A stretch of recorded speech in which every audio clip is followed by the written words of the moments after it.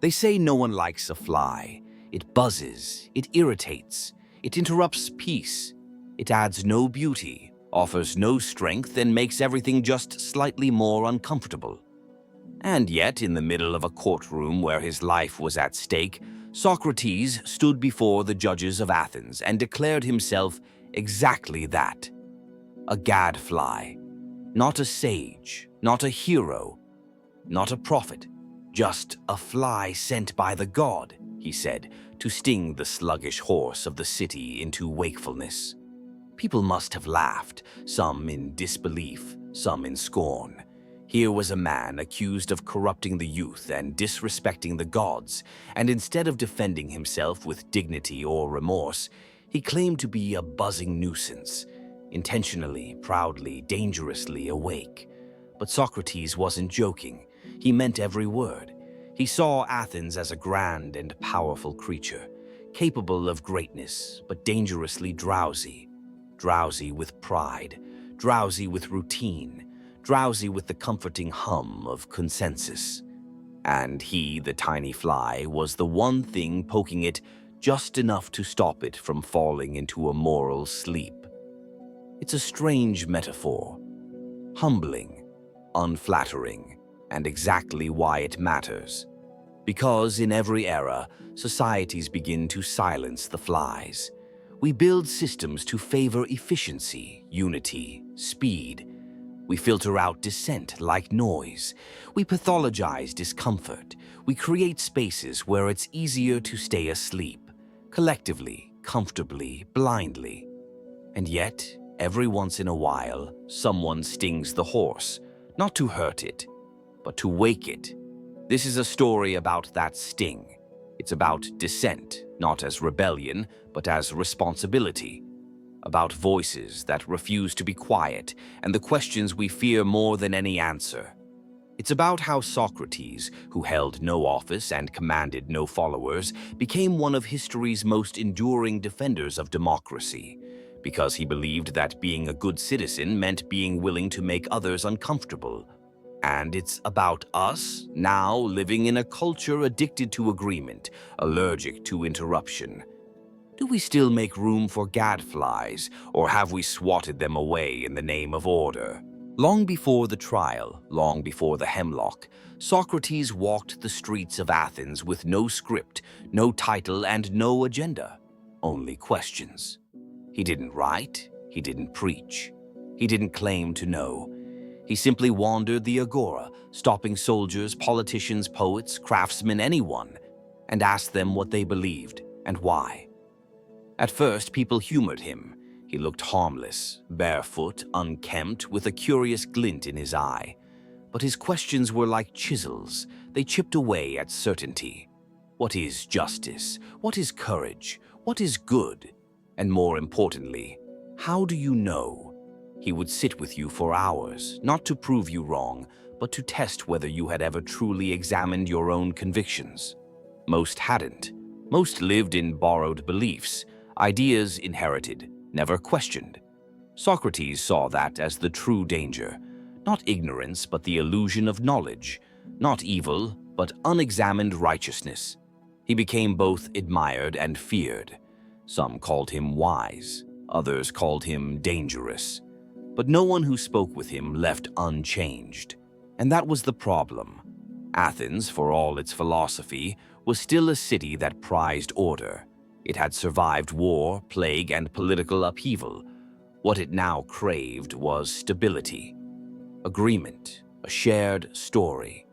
Socrates threatened that, not by opposing the state, but by asking it to think. He didn't take sides. He didn't align with factions. He didn't push ideology. He simply refused to let people settle into lazy thought. And in a democracy trying desperately to hold itself together, that refusal was treated as a threat. So they put him on trial. The charges were vague: impiety, corrupting the youth. But everyone knew the real crime. He made powerful people uncomfortable. He taught young minds to ask dangerous questions. He made the city restless when it wanted to sleep. And when given the chance to escape death by softening his words, he declined. He told the court, If you kill me, you will not easily find another like me, a gadfly sent by the god. He saw his role clearly, not as a hero, but as a disruption, not beloved, not welcome, but necessary. Because what Socrates understood, what many still don't, is that the health of a society is not measured by how well it agrees, but by how well it tolerates the person who disagrees, especially the one who disagrees without shouting, without violence, just with questions. And when that person is no longer welcome, it's not just a sign of fear. It's the first symptom of sleep. Socrates may have drunk the hemlock in 399 BCE, but the gadfly never died. It returns quietly, defiantly, in every age. Different names, different tools, but always the same sting, a question that unsettles, a truth that cannot be ignored. In our time, the gadfly doesn't wear a robe or walk barefoot through the marketplace. Sometimes it wears a security badge, or writes code, or sits alone in a windowless room with access to too much data and too few answers. Edward Snowden, a young contractor at the NSA. He wasn't elected, he wasn't radical. By most accounts, he believed in the system until he saw how deeply it betrayed the very freedoms it claimed to protect. When he blew the whistle on mass surveillance, he didn't declare war on his country. He asked a question: is this who we want to be? Chelsea Manning, a soldier, trained to follow orders. But when she saw videos of civilians killed, unarmed, unnamed, she couldn't stay silent. Her dissent wasn't sabotage, it was sorrow. Frances Haugen, a data scientist inside Facebook. She didn't leak secrets for fame. She released documents showing how the platform's own research linked its algorithm to mental harm and was ignored. She spoke not as an outsider, but as someone who wanted it to do better. All of them share something with Socrates. Not the toga, not the trial, but the willingness to endure personal loss for public clarity, to value conscience over comfort, to speak even when speaking means exile. We call them whistleblowers now. Sometimes we call them traitors. But the name doesn't matter. What matters is that they refuse to let the horse sleep. And just like in Athens, they are rarely thanked. They are punished, exiled, vilified, because the societies that need gadflies the most are often the least willing to tolerate them, especially when those societies have grown too enamored with their own reflection, especially when the lie is more profitable than the truth. But the lesson is ancient. When a system silences its questioners, it doesn't protect itself, it blinds itself. When a state jails its dissenters, it doesn't become safer, it becomes brittle. And when citizens forget the value of the uncomfortable voice, they don't become freer. They become quietly ruled by what no one dares name. The gadfly is not here to save us.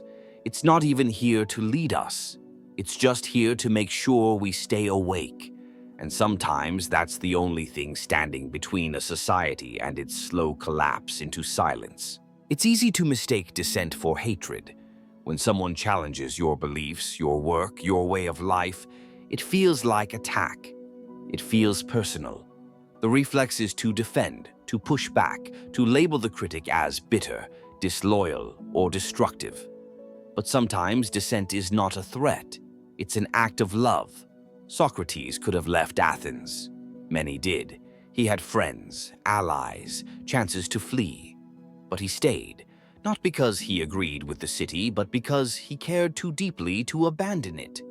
His questions weren't weapons, they were attempts to awaken a better self in others. He wasn't trying to overthrow the city. He was trying to remind it of what it claimed to stand for. Real love, whether for a person or a police, is not silent when something is wrong. It speaks, it disrupts. It risks being hated in order to hold on to what is worth saving. That's what whistleblowers do. Not all of them are perfect. Some are flawed. Some make mistakes.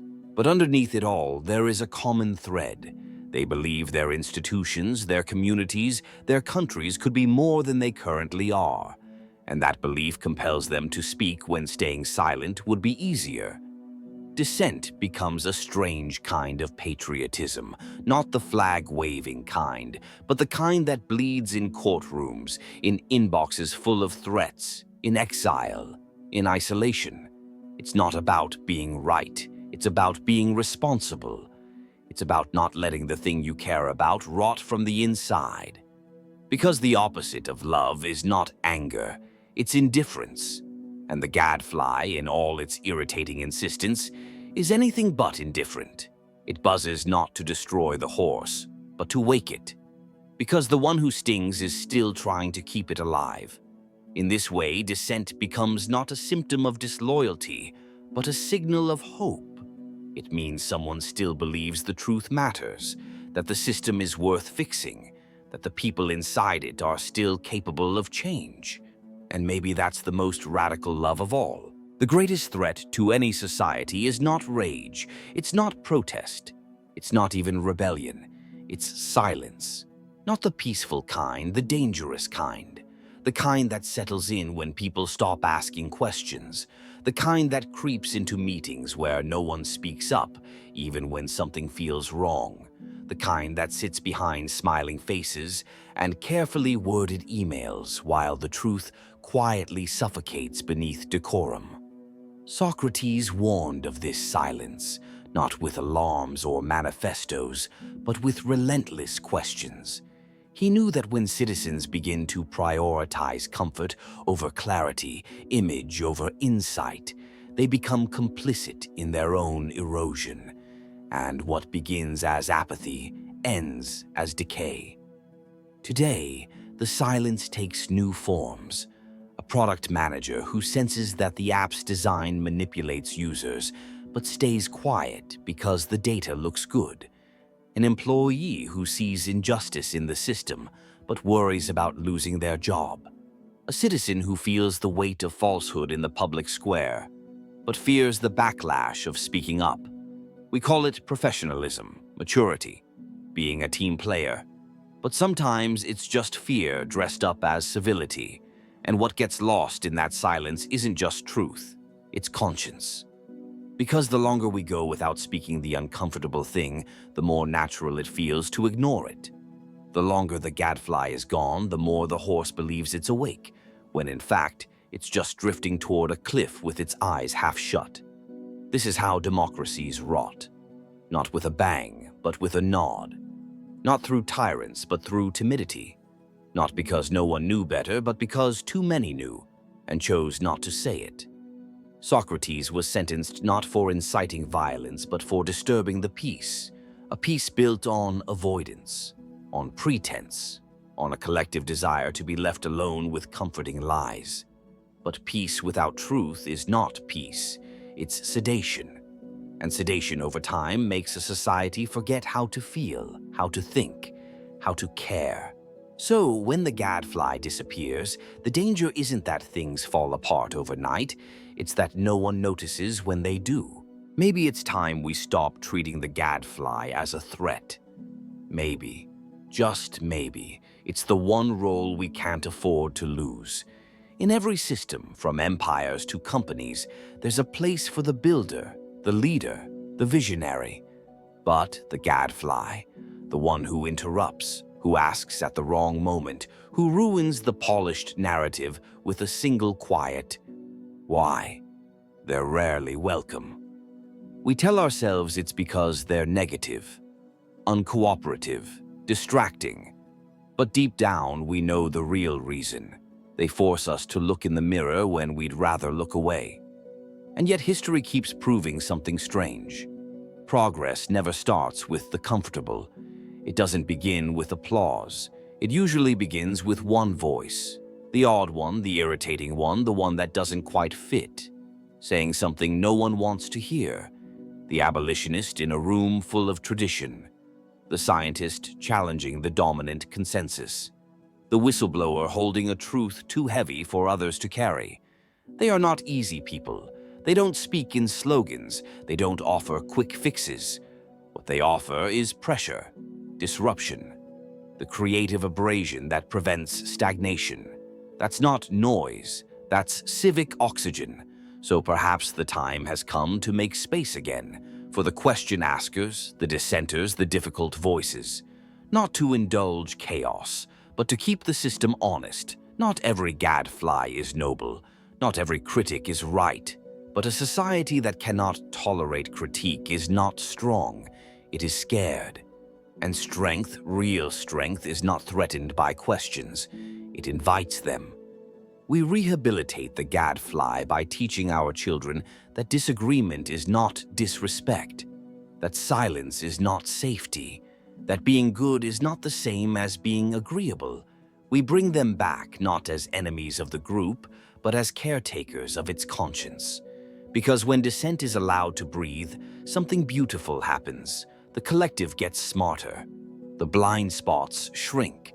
The noise gives way to clarity. And somewhere in that uncomfortable space between doubt and dialogue, something like wisdom begins to grow. Socrates never raised a sword. He never held office. He never published a doctrine or founded a school. And yet, 2,000 years later, we still speak his name. Not because he gave us answers, but because he refused to stop asking. Because in a world that preferred silence, he chose to sting. That choice cost him his life, but it gave others their voice.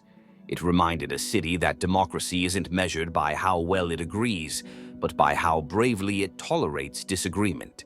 That truth doesn't arrive in comfort. It arrives in tension, in disruption, in the buzzing presence of someone unwilling to pretend all is well when it is not. We may not be called to drink hemlock, but we will all, at some point, face the same choice: to go along or to speak, to be liked or to be honest, to leave the horse asleep or to rouse it. And that choice will not be made in grand speeches or dramatic moments. It will be made in meetings, in inboxes, in whispered doubts and paused sentences. It will be made when you feel the sting inside yourself and have to decide whether to act on it. Because the gadfly isn't just a role for the heroic few. It's a possibility within each of us to ask, to disrupt, to care enough to be disliked. Not for ego, not for attention, but for the simple, stubborn hope that we might all stay a little more awake together. So the next time you feel the buzz of discomfort, the itch to speak, the pull to question, don't swat it away. It might just be the beginning of something worth living for.